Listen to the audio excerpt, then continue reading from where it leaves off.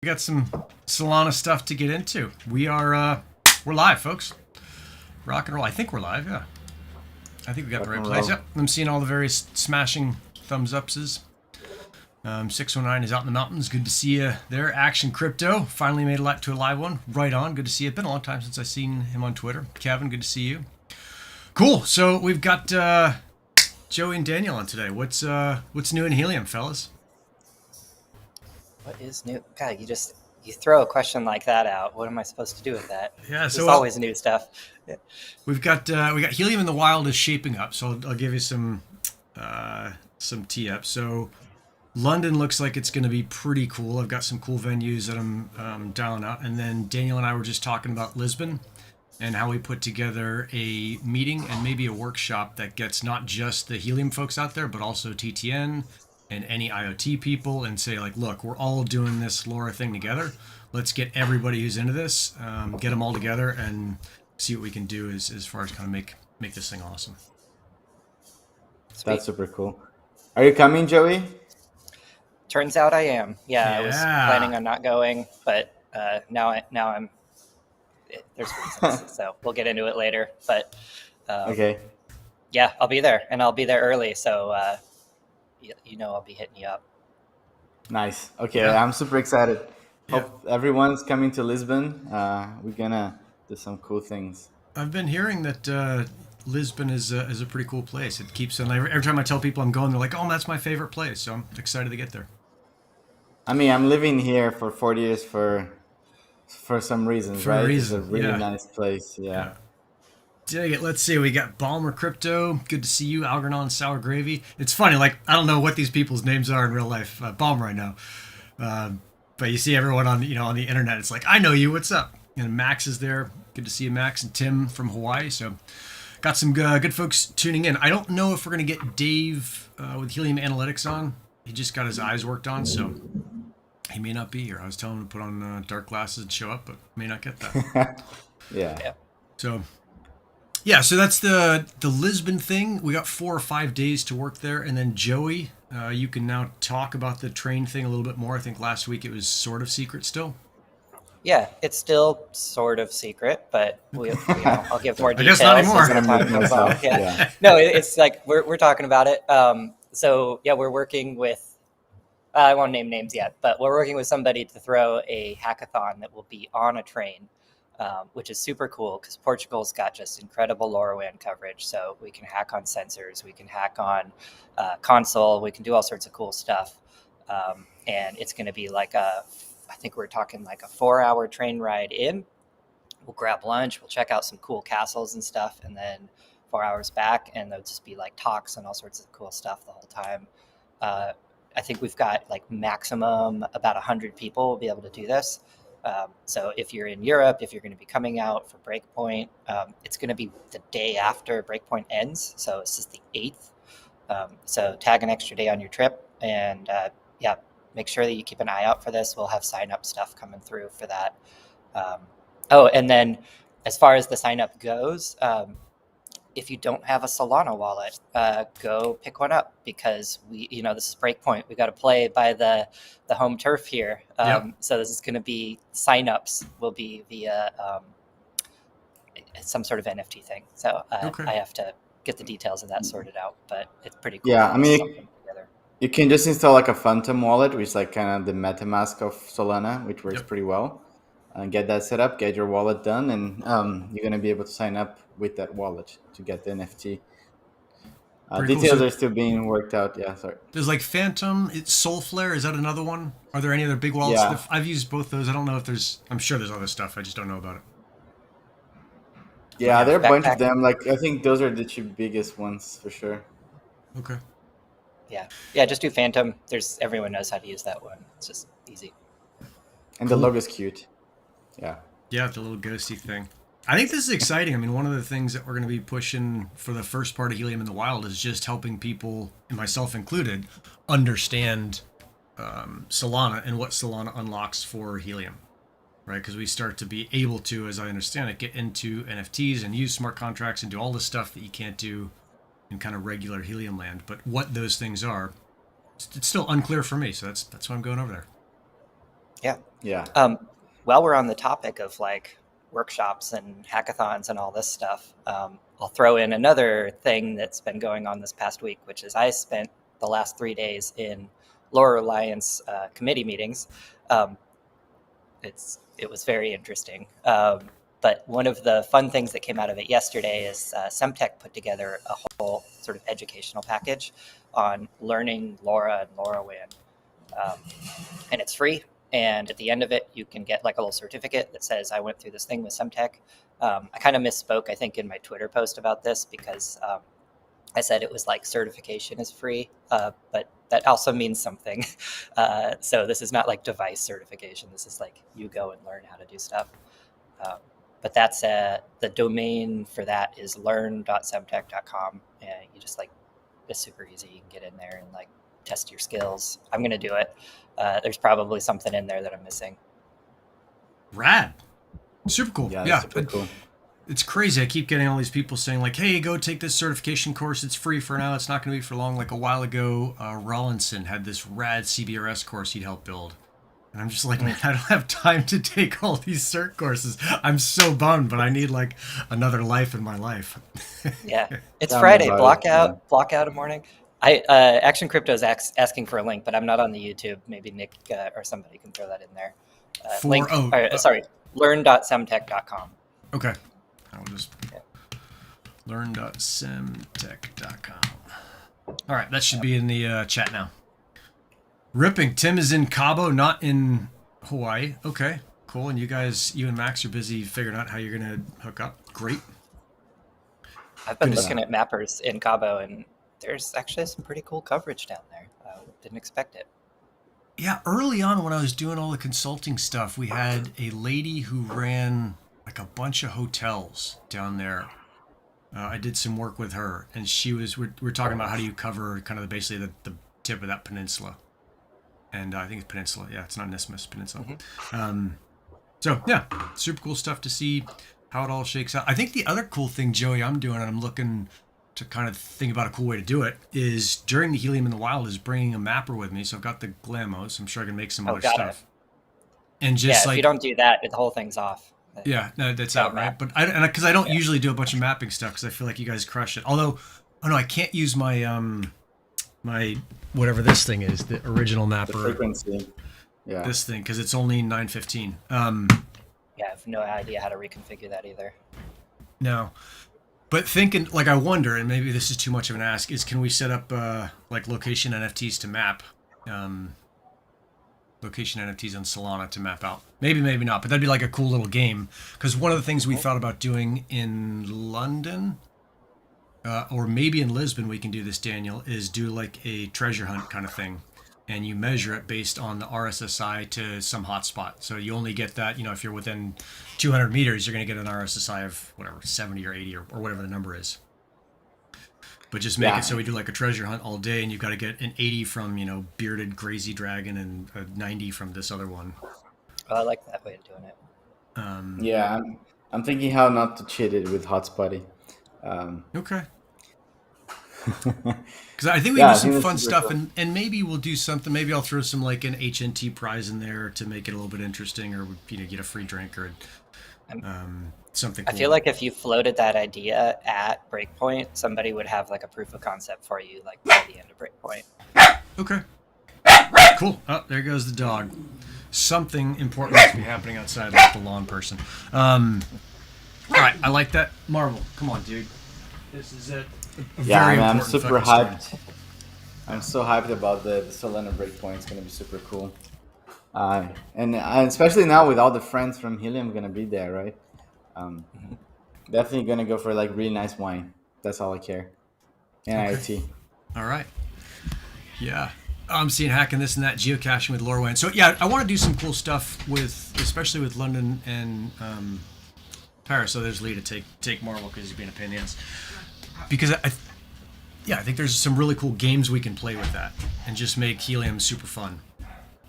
So yeah, let's plan one. Other stuff on mapping. Let's see, this is the Hive Mapper Fleet Day is coming up. Is that next week? Yeah, I'm moderating that. That's like I think it's Thursday. Yes, yeah, next Thursday. So I'll be actually doing a little co-panel with somebody who's doing handling part of their GPS thing, but it'll be a really fun opportunity to talk about how Helium is integrated in the Hive Mapper device. And then all of that data, ultimately, we're going to find a way to feed that back into the Mapper's map. So crossing our fingers here that all those little green lines covering the roads just start to look a lot denser. When is it? Next Thursday. At? San Francisco, it's all day. It's up in the Bay Area all day. Oh, so it's a physical event. Physical event, yeah. Yep. Yep. So, and I don't probably broadcast it. Yeah, we'll see. I don't think I can swing that. I got enough on my plate there. But I've been thinking about how to live stream some of the stuff from the Helium in the Wild thing. But I think it's just like the internet coverage wherever I'm going is not secure enough, or what. Like the way I think about it is like it's not fast enough to consistently do a good live stream. Yeah. So. Yeah. 619 wants we are right after the break point as well. Me and Max, we're gonna be flying to LA and San Francisco, where we want to actually do some 5G installations ourselves to learn how to do it and get some hands-on experience. We're gonna try to make some content for the community as well, of us like see what we can help, and then whoever's in SF wants to meet up as well after. Hopefully, we can meet up with some cool folks there. Come down to San Diego. Come hang out. Yeah, I would. Yeah, you won't be there, right? So no point. I won't be there yet. No, and I won't be there till back. I think we get back the 18th, something like that. Yeah. So. All right. Cool. Let's see. Siegfried, Hive Mapper Dashcam integrated Helium Mapper would be a game changer for Helium LoRa mapping. Yeah. I think there's lots of game changers on the horizon. That'd be super cool. Yeah. So, let's see. Dave had some stuff that he dropped in about the network. Dave at Helium Analytics. But basically he said, look, the network is super stable. We're still seeing kind of the 0.000001% outliers. Some jackwagon managed to get 80 beacons in a day, I think, which is fairly clearly cheating. But he also said, looking at the data, that whatever Star Watch you're put into place, whatever this algorithm was that cleaned up all the cheaters, got a bunch of them off the network. So generally good to know. Yeah, we're finally getting around to cleaning that shit up. So let's see. Action Crypto is going to be there in San Fran. So Daniel, if you want to meet up with him, definitely ping me. Yeah. On Discord. Let's do that. Cool. Let's see. We talked about the LoRaWAN live stuff. Joey did that. And then the other thing I wanted to talk about is I saw something as part of the MCC on the HIP 72. I'm not sure whether that's public or live or not. I can't imagine anything in there was super secret, but it's up. There's a channel open now. So. Yeah. So it's this idea that they're going to, if I remember right, they're going to release the kind of plans, and maybe they'll make the first 500 of these units that. Do they plug onto a Raspberry Pi? They plug onto something and you can then use it as a hotspot? Or did I misunderstand that? This is a secure concentrator, right? So it would be popping off that concentrator that's on your device today and then putting this in its place. So, it's been designed to more or less be a swap in replace sort of situation. Yeah. The really cool opportunity here is that we really don't need that many of these deployed out in the wild to have sort of trusted beacons in major cities and stuff, and then you can extrapolate out and really get a really good understanding of what the gaming situations are. So it's not like we need the entire network to adopt this. We need 5 or 10% of the network to adopt this, and then it's another tool to weed out a lot of the gaming. Yeah, super cool. Oh. And then the other cool thing is if manufacturers start making these concentrators, so Rack, any of the major concentrator manufacturers, you could buy that concentrator, build your own DIY hotspot, and because we would have trust in the protocol sending off of that device, it would sort of reopen DIYs. Okay. Daniel, I see that smile. Awesome. Yeah. Yeah. Yeah, that's going to be pretty cool. I see Rob Putt in the chat asking when we're going to burn the token economics barrier to entry discussion. Rob, I've been told not to have you on the show because someone told me you have too foul of a mouth, which I can't believe is a barrier to being on the show. So just ping me and we'll get you on here, and you can swear as much as you want. I usually do. And then how's the GPS secured? Just hidden traces or more complex? I don't know. It was... It's that plus more. It's in the hip. It's all actually pretty nicely detailed in there. Yeah, and it's DynoCore that's been doing that and has been doing a great job on that from what I could tell. Most of that discussion went straight over my head, but I saw Jeremy Cooper nodding along, and anytime that guy nods along with technical stuff, you can be sure it's good. So, especially technical security stuff. That guy's a security wizard. All right, we talked about Hackathon on the train. The only big news that I saw on the Helium announcement side was this thing about CBRS in rural areas, which is a non-European, a US only problem for right now. But the internet speed being too slow to have a radio that kind of earned full rewards. And I wanted to get Keenan on here. I don't think he wasn't able to make the time, because Keenan and I have this 5G unit up in downtown San Diego, and the host there has a 50 down, 10 up plant. And so you need, I think, 100 down, 10 up in order to qualify for full rewards. That's in downtown San Diego. And so the question that Keenan and I have, along with the host, is it worth it to upgrade to a faster speed in order to provide 5G? Or do we move it? Or do you just say, like, I'm not going to touch it. I'm just going to treat this as like a potential add-on maybe thing. I mean, those limits are kind of there in the first place from like a quality of service standpoint, right? Like if you're on your phone and the internet connection sucks, you're like, this is a terrible phone plan. So it's, I think, important. But then in an urban area, there's probably a greater expectation of speed. So I would generally push towards like upgrading the internet. Yep. But if you're out in the middle of nowhere, or you're doing some Starlink backhaul just to like cover a cabin or something like that, then there's a little bit more of a reasonable understanding. Neil, what's up, dog? Hey, how's it going? Good, dude. Good to see your face. I saw you're coming in a little bit late. We're just talking about 5G stuff. You know what? It's interesting. There's a dude, funnily enough, in Chicago who shipped me out a pollen unit early on. He's like, hey, I think you can do something cool with this. Chris at DY Pulse, and he'd written up this whole thing on how to think about this for rural areas, because ultimately a lot of what we're trying to do is change the world in a more positive manner, not to make it so that folks with a ton of money continue to make more money, which is not a bad thing. It's just we want to kind of expand this out to allow more interaction with technology for everyone.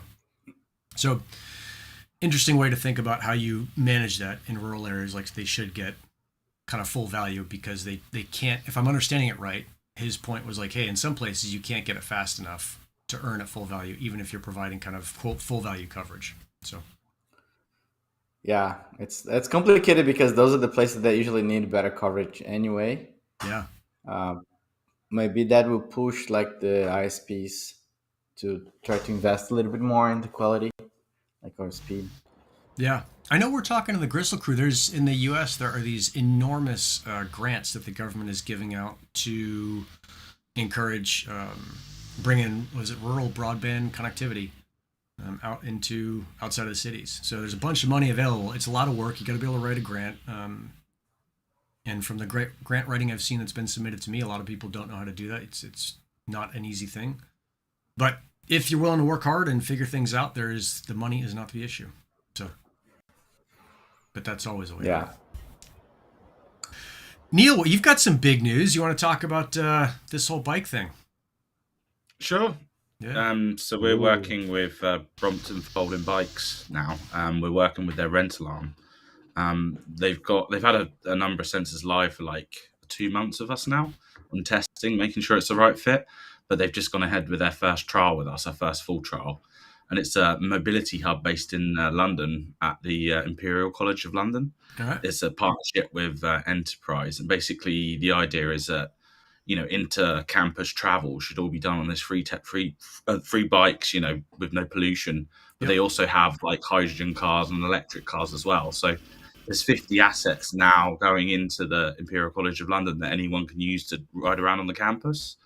So that's the start of what we're doing now. But the long-term aim is that Brompton have these rental lockers all over London. and it's not so much for losing the bike and finding it when it's gone, but it's actually providing usage statistics to the local council and to their business department of, where is best to place the next locker? Where are these bikes being used in the day? How many hours of biking is done in this region of the world? So we're starting on that journey with them, and part of that journey is that we're going into the hardware realm. So we want to sell a bike tracker, basically. So we've gone ahead and done that with Rack. Rack are helping us produce it, and we'll have a bike tracker out there pretty soon. But Brompton's a huge biking manufacturer. I think they've got something like 800,000 bikes. They make something like 45,000 a year. And we're trying to talk them into putting a LoRa radio in every single one. That seems like big news. That seems like maybe the network's going to get a little bit more use. So that's pretty exciting to see, especially to see, Neil. I mean, you and I started in Helium pretty much the same time. I think you were about a month earlier. And you've gone from that to running what, I don't know, might be the largest single fleet of Helium devices on the network. At least you may be able to claim that prize for a little while. It'll get there. I mean, I did an uplink interview yesterday, and I said that I want to put 1 million trackers on the network next year. I know that's a gigantic goal, but when you look at how many bikes there are in the world, that's a drop in the ocean. And the same thing for pets. If you can get into that pet market with a small enough tracker that works well, the number of pets means that 1 million would be a drop in the ocean. So we're setting big goals, big aims, but you have to do that. Yeah. Are you guys getting the blower in the background? The sound come through. Cool. So we had a thing on Gristle Crew on Tuesday. There's this guy named Bill Klee at novascene.io, which is a UK company. So Neil will get to meet this guy, Bill, when we do the London meetup. And that guy has been working in LoRaWAN and BMS, or Building Management Systems, forever. And I'll just drop this out there because I thought it was so cool. If you want more, obviously join the crew. But he had said, he's like, look, in schools, let's see, global CO2 parts per million is like 400 parts per million for CO2, right? CO2 levels are rising. Once they get to 700, I think I'm quoting him right, it's as if you've had a glass of whiskey. Like, you're a little bit slow, not a big deal, but like you're not super sharp. And as it goes up from there, it's as if you're getting drunker and drunker. And so part of his pitch is this thing where you go to a school and you're like, hey, let's measure CO2 levels in the classroom. Because if we're sending your kids to school and basically giving them drinks when they walk in the door, how are they going to learn? Right? So it's this really persuasive sales pitch, and the devices are whatever, $180 for a CO2 monitor. He deploys them in a school. He's got a fantastic dashboard. He's been doing it forever. Like, he's got significant kind of competitive advantage as far as not just the pitch, but also delivering on the execution side. But he's running sensors all over Europe, and I think all over the world. And we're just seeing more and more of these things pop up that I hadn't seen initially, right? This idea, Neil, with Brompton saying, hey, we don't care as much about the stolen bikes, but we want to see bike usage across a giant area. I mean, Helium is about to get pretty fucking exciting. That's what I was saying it to loads of people today. You've got Demo, we've got WeatherXM, we've got Hive Mapper. All of these projects are coming live, and they're going to put huge amounts of data on the network. So it's finally great to see that coming. It's just going to get better and better. Yeah, and the pet tracker thing is crusher as well. I think one of the things that, if you were an enterprising person, is you could start looking for manufacturers to make you a pet tracker that just clips into a collar, right, and runs on LoRa. And there's probably something like that out there, but just putting that all together, making it super easy, making the app easy, make it cheaper than anything else, or making it better than anything else. I think that's the other piece that I saw is don't just sell on price, sell on quality, because as the network gets better and better, you can do that.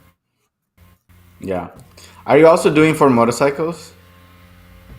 That's the goal. Yeah. I mean, we've got a lot of people using them on motorcycles as it is for with the Oysters or the Abbey Edges. So they're the LR1110 chips. So, it uses Wi-Fi, and they have something like 5 years battery life as standard, which is crazy, right? As long as you're okay with checking in every 10 minutes, you can have an LR1110 like live for 5 years, which is just incredible. It's insane, yeah. Yeah. Dig it. Action Crypto, need to get you a cardioid, super cardioid mic. I'm on an MKH8060. Pretty sure it's super cardioid. I just may not know how to use it totally, but you guys can hear me okay? Sounds all right? Yeah, just a little background. You're good. All right. I don't hear it at all now. I got to turn the gain down when the guy's blowing right next to the window. Robert Putt is, you work a bunch with Rob, right, Neil? Yeah. And he's kicking at the tires on this thing about the per seat licenses. You guys are running a Chirp Stack server, if I'm also remembering that. Can you talk me through kind of what that problem is and how it might get solved? So JMS talking about this idea that the data alone will not fund the network. Eventually, when earnings start lowering, data alone will not mean that we can get to a point where it's a reasonable income per hotspot per month. We want to at least be hitting that $5 to $10 mark a month of kind of income to keep it going. And right now, we've got POC doing that for us. And in his models, he's saying that data alone will never get us to that mark. So he's proposing this idea of a seat license, basically. So if you have a device that's like hardly active at all in the day, you wouldn't have to have a seat just for that device. You could share it between your devices, right? But for someone like us, having a seat license you might as well call it a device license, because everything's active every day.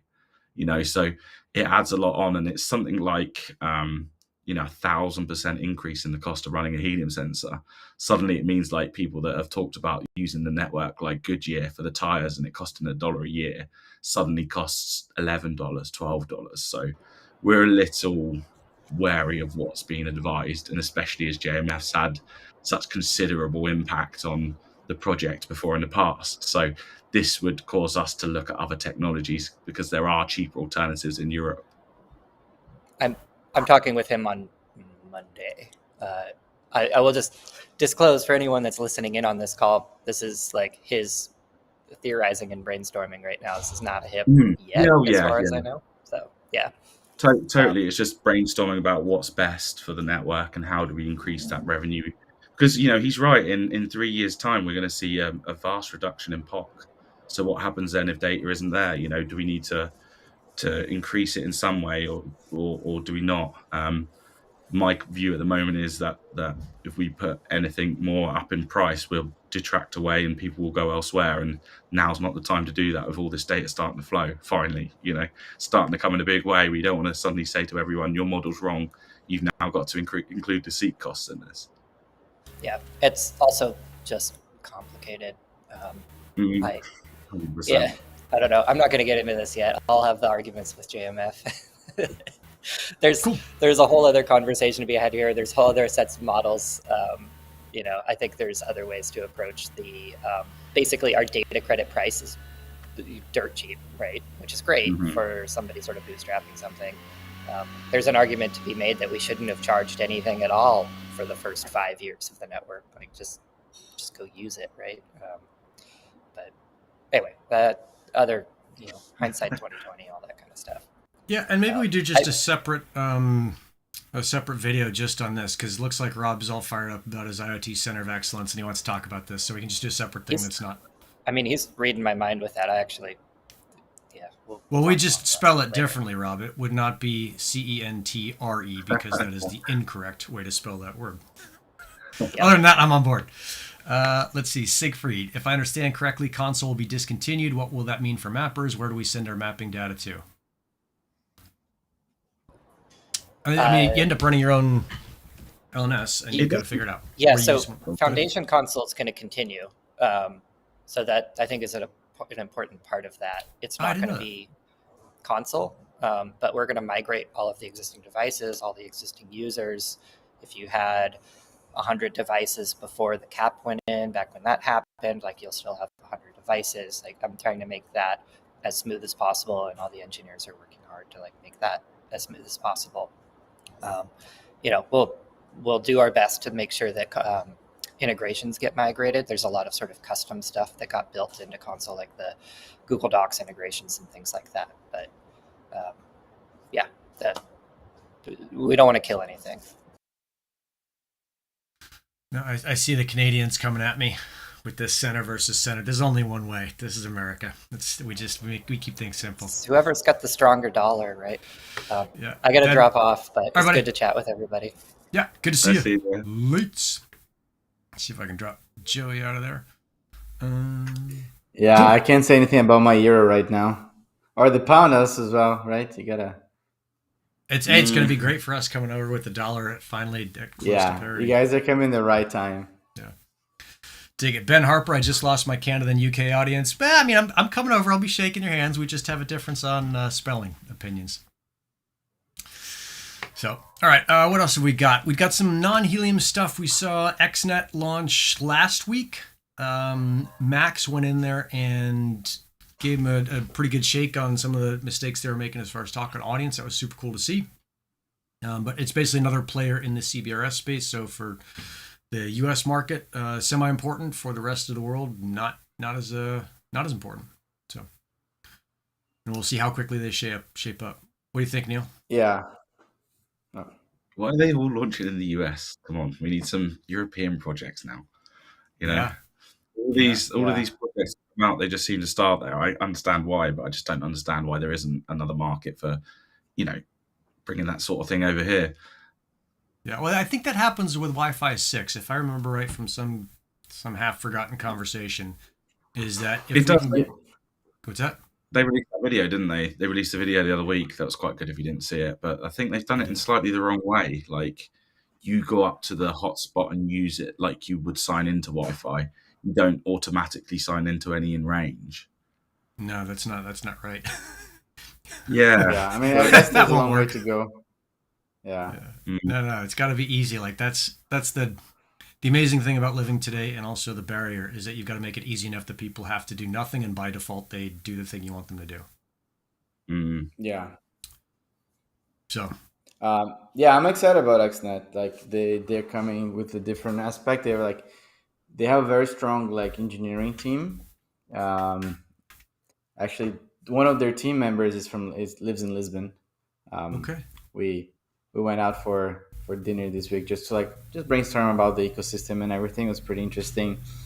They do need to get better at their marketing and the marketing, the communications, the community, because I guess no matter how technically strong you are, if you're very bad at communicating things, you're not going to succeed. If only there was someone that could help them explain to their community. If only there was someone out there like that. I know, they should hire that person immediately. I have no idea what you're talking about, but yeah. Awesome. Yeah, exactly. I agree 100%. I think they just got out, right? They're still very early. Yeah. But they do. I hope they get into the community side of things a little bit more. Yeah. Everybody's building DUI, so one person helps the other, and then Pretty cool to see. Siegfried, some person on Twitter was talking about there being 4 CBRS DUI projects: Helium, Pollen, XNet, and something else. Max might know what the other thing is. That dude knows everything about everything, but I don't know if there's a 4th one that I've heard about. Yeah, I've seen something, but it's more like a green logo or something. I don't remember now. Okay. It will come up eventually if it's actually. But yeah, it's not. The thing is, CBRS telco is not easy, right? No matter IoT was IoT it's much simpler than a traditional wireless or CBRS, and all the handoff, and there's a lot of technical things that still need to be improved for it to be actually usable. But yeah, we just got to keep building and keep pushing. Eventually it's just gonna work. Yeah. Now, Daniel, you're getting some Portuguese in the chat from Action. I'm not even going to try pronouncing that, but he's asking you something because there's a question mark at the end. Yeah, you say you gotta communicate in Portuguese around here. Now we spoke English because we had more people that didn't speak very good Portuguese. Yeah. We can practice in Portuguese when you guys come, right? Yeah. Not that useful. Let's start with Everybody speaks English. That exhausts it. I saw the Ukama from Mark Verde. I'm not sure what he's talking about. You guys know them? UKAMA on the chat. They want to do it. Ask Me Anything in the UK, probably with Neil. Yeah. So Neil, I think if we go back to London and the Helium in the Wild thing, I've looked at some really cool venues. But I think we'll have Bill down to talk about what he's doing kind of he's not helium focused, but he's got a bunch of helium sensors. But I'd love to have you present on what you're doing with Brompton, and maybe get some bikes wheeled in there and get people to use those things. Sure, we could definitely do something. I mean, I could definitely bring some sensors as well for people to see if they haven't seen them. So, yeah, not a problem. Yeah, should be good fun. That'll be super exciting. Let's see. And not take a 7-hour flight to see people for a change. It's Yeah. a quick train. We're coming to you. How far are you from, what is it, center of London? Is that pretty close? About an hour. Okay, not bad at all. Yeah. How far is Blenheim Castle from center of London? Is that like a couple-hour train? No, less than that. Okay, cool. Sweet. Apparently they're using Lorowan, and I'm seeing if we can get a tour of what they're doing up there, because they got super cool. I guess they got different paintings and different whatevers in all these different rooms, and each room has to be kept at some environmentally steady state. So watercolors are different than oils are different than china, whatever it is. Pretty cool stuff. So yeah, very cool stuff. Oh, I see. Now I'm seeing in the chat you guys are jumping in with various projects out there. And Action wants to talk Portuguese so that no one understands you. We can find a Portuguese channel and everyone can understand you. That'll be Yeah. I mean, the thing that Tim was saying is very important. I think that's one of the key things for the CBRS to be fixed right now is the handoff time. Imagine, like, I think the beginning of the year I was looking at some tests that I was speaking with, like the Hexagon guys, was like 30 seconds handoff. So imagine you're driving in between cells, you have to wait 30 seconds to reconnect. Yeah. Not gonna work. So yeah. Not gonna work. Let's see. The other thing I've got on here is the Pollen they will announce their grantees soon. So if you're on the Pollen project and you put in a grant, I guess those get announced soon.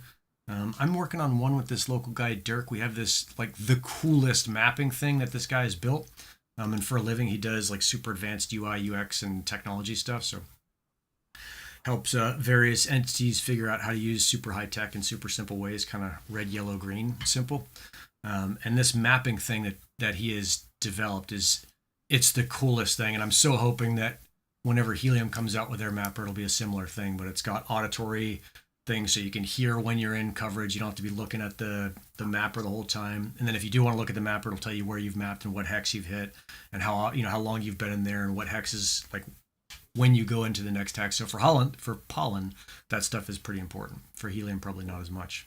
So yeah, Action, I did say Dirk Beer. He's the coolest guy ever. So, yeah, that's most of what I've got for today. What else you got, Neil? I was keeping to say as well, we might be doing an app for a convention coming up very, very soon as well. So they've got lots of tuk-tuks, and they might all be tracked with TrackPack as well. So we're looking at providing an application that allows you to find out when the next tuk-tuk's arriving at the stage and things like that. So, okay. And for those who don't know, a tuk-tuk is a 3-wheel like motorcycle with a little covering over it. Yeah, so we're looks like we're going to be doing it for this conference coming up. So you should see more about us and, see us in use for a very, very large convention. Dang, that will be pretty exciting. Can we Can we ask anything else, or it's all still top secret? It sounds like we could get it out of here. It's all still under works, and it's still making sure it's all going through and confirming before I can say anything. But it looks like we're going to track every vehicle for them and provide some usage statistics as well afterwards. So that's super cool. It's pretty good. Yeah. I think last year Helium had some trackers on the tuk-tuks here in Lisbon for the breakpoint. But sadly I wasn't here. So look at that poker face. That's awesome. Yeah, that'd be super cool. I mean, I think this idea that you're not just like watching them in real time, because maybe that's useful sometimes to see if the tuk-tuk you called is coming, or your dog is wherever it is. But just looking at these trends, I mean, this is the whole IoT wave that is being enabled, is that we can look at data that has happened in the past and start to make much better decisions. Yeah, and that's the whole point. Data is powerful. Having that data means that you can do so much with it. And I like to see, projects go live on the network, like we were talking about earlier, clean air.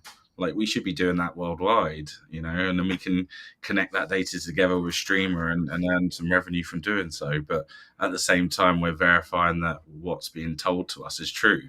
But that's not a commercial thing. But at the same time, having that data is so powerful that you can change the way things are done. Yeah. No, I mean, the data for going back to these schools and the CO2 levels, like that's definitely a commercial thing. Like that guy is crushing with that business. And I can just see here, and I mean, here in Southern California is my kind of reference. And I know there's so many, what's the way to say this? It's like, I don't know, they're like helicopter parents who are just like, oh, my baby can't, couldn't possibly be learning if they're not in like the perfect environment. And I can totally see that schools will start to market themselves as low CO2 schools. But the thing is I remember at school that in the afternoon I'd fall asleep in the classroom. The simple fact is that's the CO2 in the room. If the window was open, I wouldn't have fallen asleep as much. I would have studied more, and I probably would have mucked around less. But and I think that's so important that we can help people educate better by providing a sensor in the classroom that tells them, look, if the CO2 is too high, open a window. Yep, totally.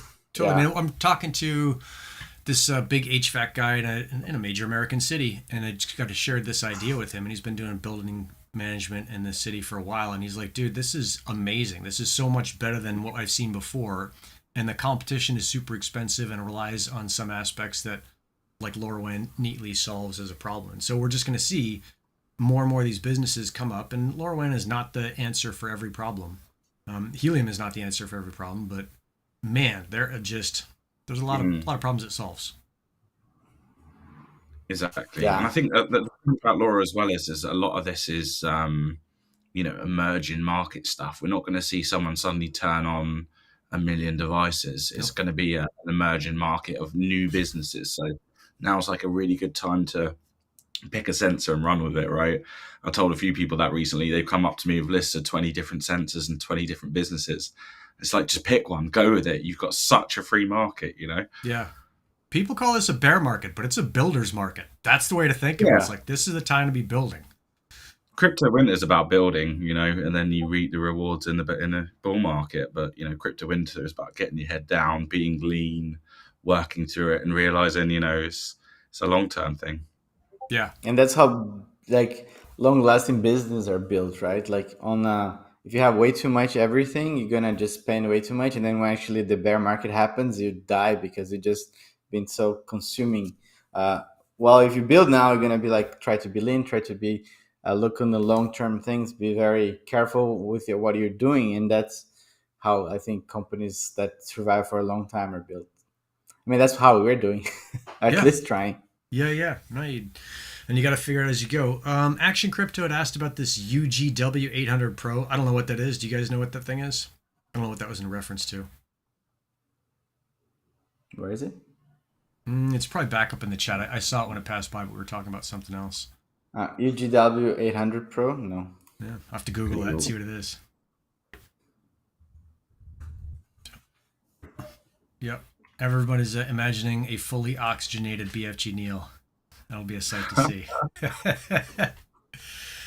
Yeah, I mean, it's crazy to think about all the data you start to collect. And we're just thinking in terms of one kind of set of data points, just like location or just CO2 levels or just whatever, temperature, humidity or anything. And you start to intersect all those. And I think we're going to see massive competitive advantages come out that most people won't be talking about because it'll be such a competitive advantage. They'll be like, dude, I'm not sharing this with anyone because I'm crushing. So the only place to hear it is me because I try not to keep any secrets and make all this stuff as open as possible. But yeah, data is king, right? It's amazing. Oh, he's saying it's Gold Shell's new miner. I don't know what Gold Shell is. That UGW 800. Oh yeah, I saw here. It's like a LoRa. Yeah, it's a LoRa hotspot.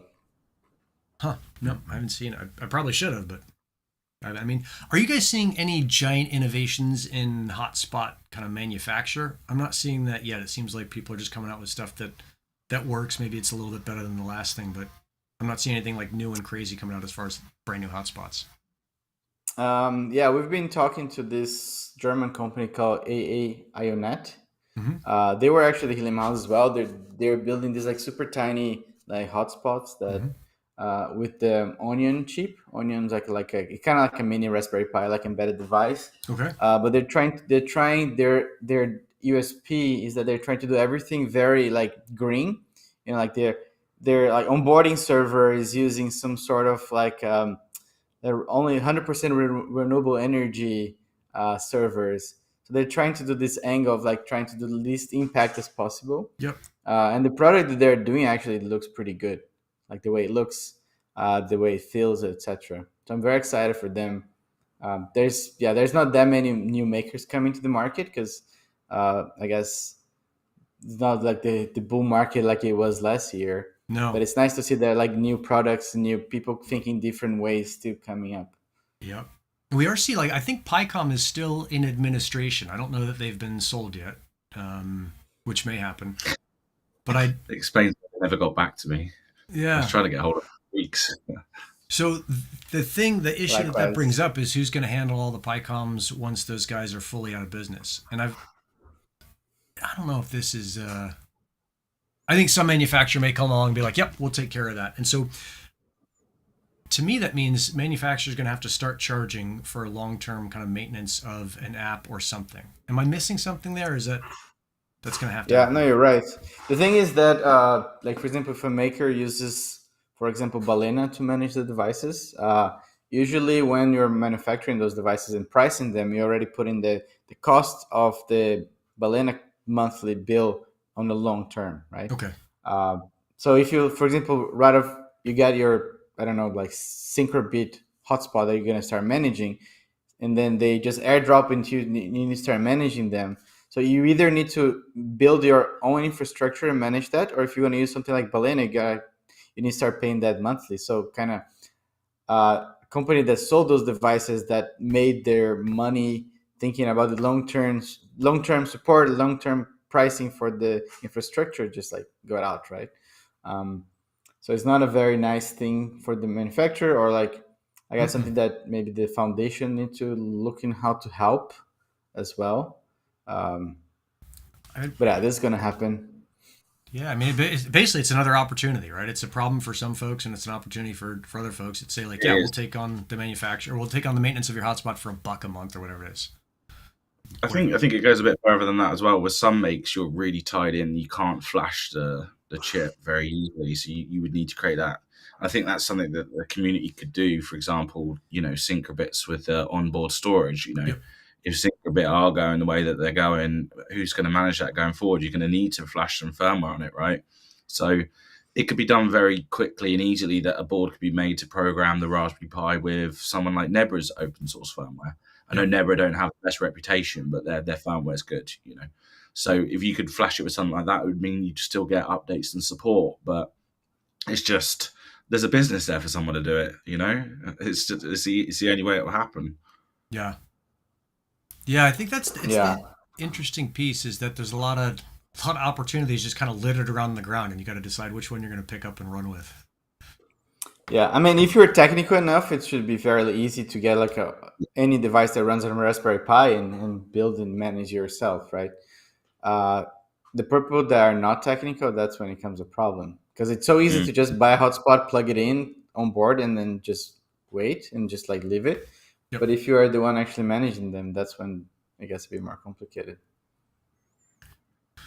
Dig it. Interesting stuff. What's that? It's just a whole can of worms, I like this your concentrator talk, because eventually it means that we can have an open source firmware, that's community managed. So rather than it being the job of one person to do it, can be a whole community that wants to do it, So it'd be a lot better in that we'd have solutions that, if this manufacturer did go bust or stop doing updates, you could just pull that community edition firmware on and use it, Yep. It's interesting because these crypto projects really rely on community contributions. I mean, I always go back to HIP 15 and 17, which was written for free by a rocket scientist who no longer does anything with Helium, but it changed everything in Helium. Para One, right? Para One. Wherever you are. Yeah. Rock on Para One. Andrew.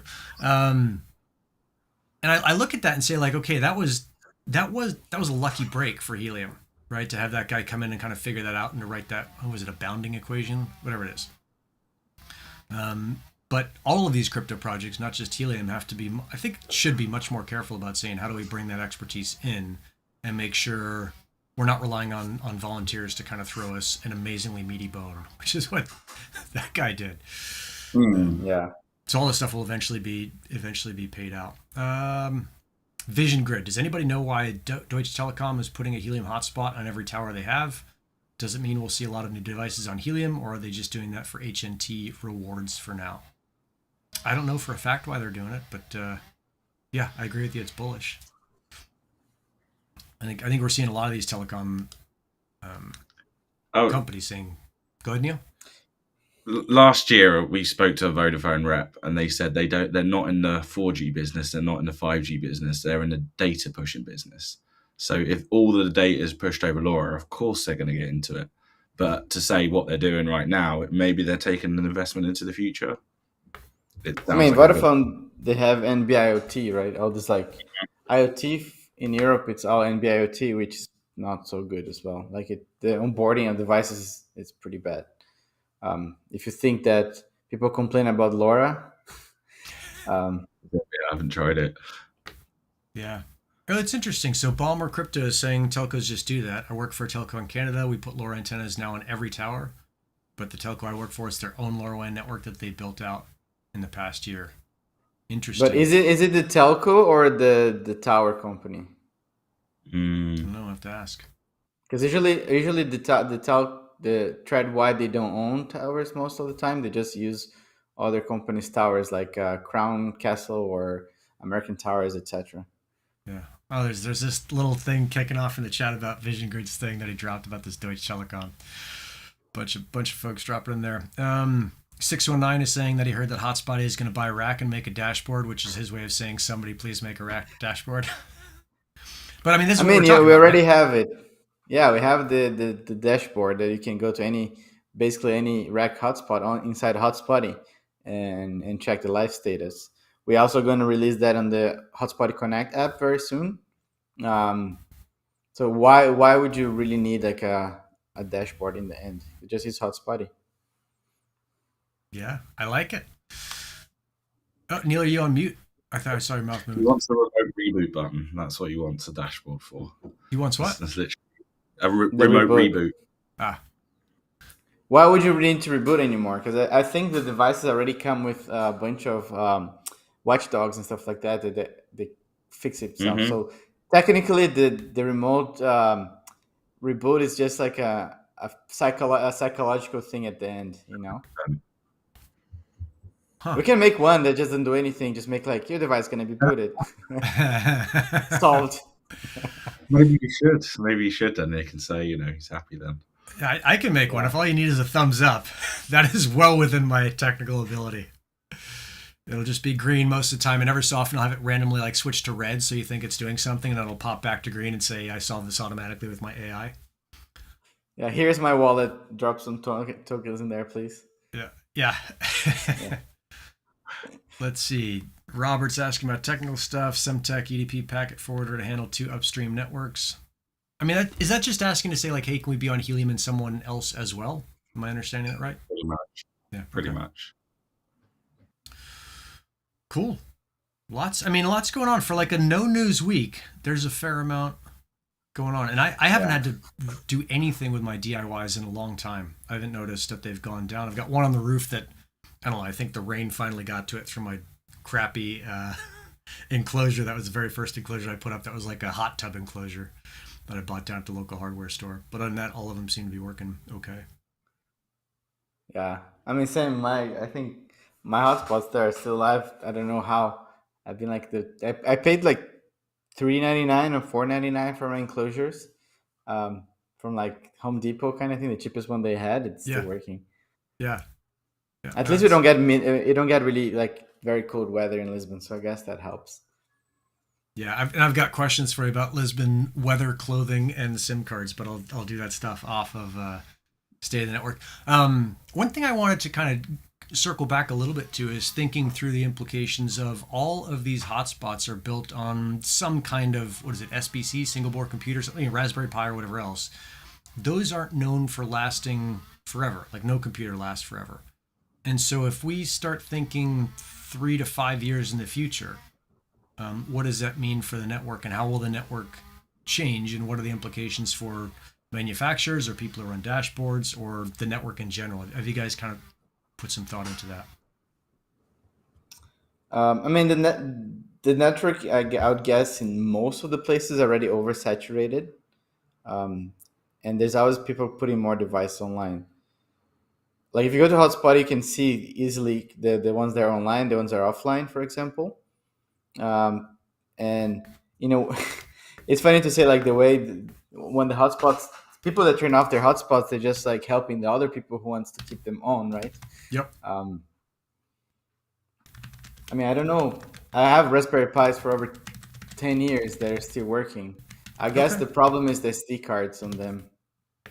That usually what dies. And Okay. in new devices, they're built on like cheap memory, they probably last way longer. Interesting. I just don't have that much history with Raspberry Pis. I thought they'd go out after a couple of years, but it sounds like they don't. Their workhorses, I mean, they okay. Yeah, the SD cards are the problem. Huh. Okay. The thing is in 5 years' time anyway, we probably have better LoRa, won't we? Or I mean, look at what's happening now with we technically need to move to the 1303s, which is part of what the secure concentrator does to do GPS and fine timing. So that didn't exist in LoRa a fair few years back. What's going to be the next stage? So maybe there'll be a newer and better hotspot out there that because of the flywheel means that we only pay $100 for. So it'd be your choice to swap them out if you want. But I'm a big believer that a lot of the network could disappear and it would be better for everyone else. POC earnings would be back up a bit and it wouldn't be so oversaturated. Like I don't need to go to London and hear 200 hotspots. So if 100, 150 of those died, then it's probably good for the 50 that are still going. Yeah. Yeah. That's interesting. Sorry. I mean, that's the thing of the rewards of people who are actually building the network itself, right? I think that's the whole thing. Yeah, very cool. I better get the one on my house working again so that I can continue earning my rewards for that one. Hey, one thing I wanted to do in London, Neil, is I'm going to reach out to him, but I want to get Soren to come out to this the Helium meetup.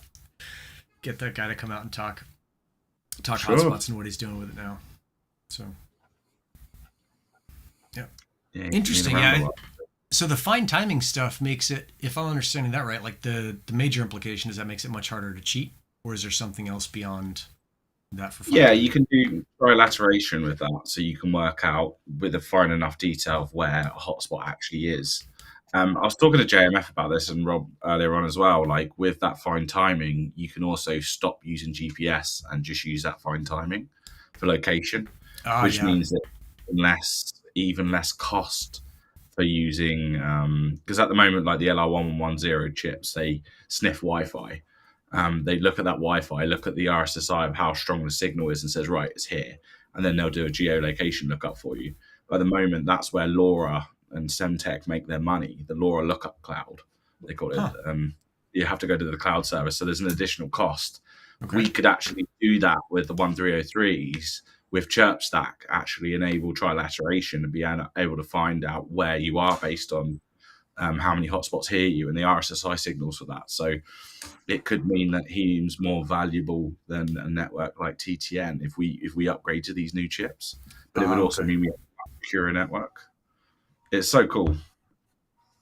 And you got to use trilateration in a sentence, which Jeremy would be very pleased with because he loves that word.